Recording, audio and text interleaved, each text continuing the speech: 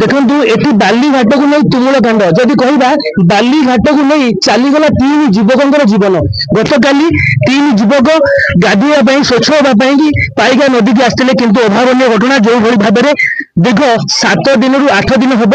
राति बाली चोरा चालन होता एठू 100 रु 200 टी बाली उठा होता जहाँ फल से गभीर गात होता जो भाई भाव में 3 युवक आसी गाधोवाई किंतु अचानक गोड़ खसी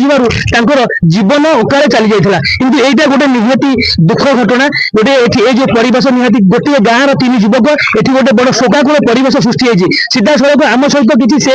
गाँव जो मुरबी अच्छा प्रतिक्रिया ना सी कौन कहते आज्ञा आप परिचय देवे मो ना हूँ मोहम्मद अकरम मो घर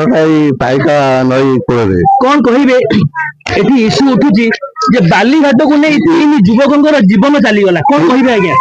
ये हूँ ये जगटा हूँ 3टा डिस्ट्रिक्ट माने मिलित एरिया 3टा डिस्ट्रिक्ट लोक हरिजन मुस्लिम सब संप्रदाय लोक ये गाधुआ पाधुआ शौच हुए आ समस्त धुआ धुआ करती बालीघाट हवा दिन ये माफिया उपद्रव एत से झील बो घर बाहर ना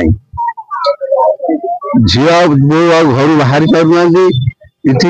माने जबरदस्त माफिया को सांगे रखी किसी स्थानीय गुंडा स्थानीय टाउटर दलाल को सांगे रखी पैसा दे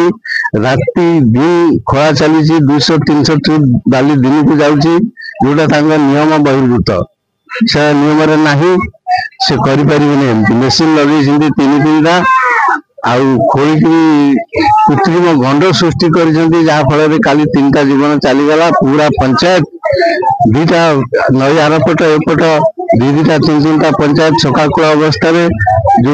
पिला माने जाइछन्ती ताको परिवार सब इति आमरण अनशन कर रास्ता रोकिछन्ती जो 3 युवक चलीगले गोटे माँ ठारू पुओ चलीगला गोटे भाई ठारू गोटे भौन ठारू भाई चलीगला जो क्षति सृष्टि होती से वर्ष सारा जीवन से क्षति पूरण हो पारिबनी दाबी कौन रोचे दाबी रही बालीघाट बंद करा जाऊ क्षतिपूरण दि जाऊ बालीघाट बंद देखिए जो भाव में बर्तमान से भाई जने कहते निश्चिंत भाव में ये पाइका नदी हूँ कटक जिला कथा कहवा केन्द्रापड़ा जिला कथा कहवा जगतसिंहपुर जिला कथा कहवा उभय जिलार मध्यस्थली जो भाव में से पिला माने कटक जिला पिला आसती केन्द्रापड़ा आसती जगतसिंहपुर स्नान करती किंतु गोटे दुर्भाग्य विषय जेहेतु यहाँ गोटे जनबसती अंचल यहाँ गोटे गाधुआ पोख कि प्रशासन कौ भाव में बालीघाट को निलाम देला ताहा निश्चित गोटे प्रश्नवाची सृष्टि कर सीधा सड़क आउ जड़े भाई आम सहित अच्छा प्रतिक्रिया ना आज्ञा कहे ये जो बालीघाट को नहीं बर्तमान तुमुल कांड सृष्टि होती 3 जीवन चलीगला गोटे माँ ठारू पुओ छड़े किंतु बालीघाट कहार हाथ रही माफिया मान किसी न मानिकी से बालीघाट को चले मो पूर्वतन सरपंच कृष्णनपुर ग्राम पंचायत एटा प्रशासनिक हत्या कारण इसी गाँ भितर सरकार को राजस्व दरकार आम मना करूँ से अलग जगह दुनिया एरिया पड़ी Kishanpur area Tirtol area Jagatsinghpur area से कोर्ट भी निलाम दे था कि गाँ भितर आणिकी से निलाम देती गवर्नमेंट रो गाइडलाइन अनुसार ये कम होनी कि जेहेतु आज 3टा छुआ आम बड़ी पड़ी 3टा परिवार सर्वस्वंत होमर एकमात्र दाबी इठू ये घाट बंद हो खनि अधिकारी ना एफआईआर हम लेसी ना एफआईआर हम कि से कानून विरुद्ध में काम कर कानून विरुद्ध जो कम कर विरुद्ध में जदि एफआईआर नब आम या आहरी तीव्रतर कर देखिपे जी पूर्वतन सरपंच थे जो भाई कहते ये निश्चिंत भाव में प्रशासनिक हत्या है निश्चिंत भाव में ये जो परिवार जो गाँव 3 युवक चलीगले भरण पोषण और जीवन प्रशासन फेरब ना से माफिया फेरबे सीधा सड़क जी जो मान पुओ मरी जाती माँ आम सहित अच्छा प्रतिक्रिया ना सी कौन कहते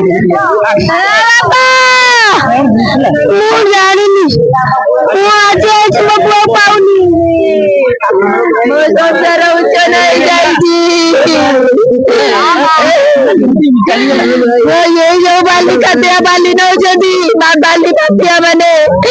बड़ बड़ दिन राति ट्रक लगे सब जगह खान कर भाई से मो पिला गाधे गोड़ खसी पड़ी 2टा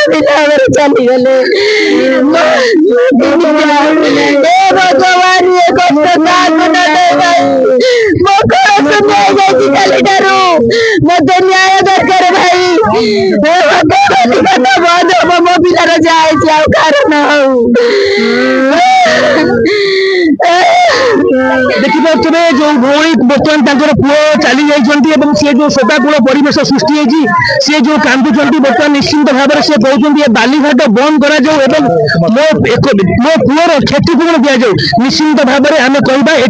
प्रशासन जिते डेंगुरा पिटुंट मो सरकार यहाँ आम सरकार भितर देखो 3-3 जीवन चलीगला कौन भाई भाव में जनबसती अंचल गाधुआ तुठ शौचालय तुठ 3टी निर्वाचन मंडल सी हूँ मध्यस्थ कोई हिसाब से प्रशासन से बालीघाट को निलाम देले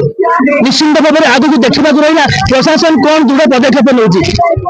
अजित कुमार सिंह केन्द्रापड़ा समय लाइव।